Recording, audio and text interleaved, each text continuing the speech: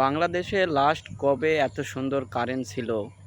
আহ, আমার বয়সে আমি মনে করতে পারতেছি না, কারণ আমি মানে বুদ্ধির বয়স থেকে দেখতেছি কারেন্ট থাকে না বাংলাদেশে। বিশেষ করে গরমের সময়, তীব্র গরমে দেখি দিনেও কারেন্ট থাকে না, রাতেও কারেন্ট থাকে না। কারেন্টটা যাচ্ছে না কিসের জন্য? আমরা এত আন্দোলন করলাম, এত ইয়ে করলাম, এই করার পরে একটা সব থেকে বেশি সুবিধা হয়ে গেছে, সেটা হচ্ছে কারেন্ট যাচ্ছে না। কারেন্টটা কিসের জন্য যাচ্ছে না এই বিষয়টা কেউ কথা বলে না। আসলে আমরা যখন ভালো থাকি তখন আমরা শুকরিয়া আদায় করতে পারি না।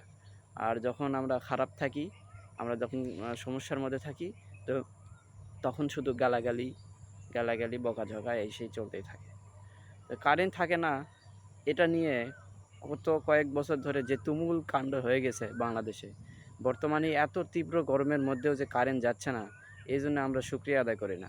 অবশ্যই আমরা সবাই শুকরিয়া আদায় করি, আলহামদুলিল্লাহ। আর ডক্টর ইউনূস স্যার যেভাবে দেশটাকে পরিচালনা করতেছেন, আমরা সবাই তাকে সমর্থন করি। তিনি আরও আমাদের দেশটাকে এগিয়ে নিয়ে যাক, আরও আমাদের দেশটাকে সমৃদ্ধি করুক, বেকার মুক্ত, দুর্নীতিমুক্ত একটা সুন্দর সম্ভাবনাময় দেশে পরিণত করুক, এই প্রত্যাশা করি। আল্লাহ সবাইকে ভালো রাখুন। আল্লাহ হাফিজ।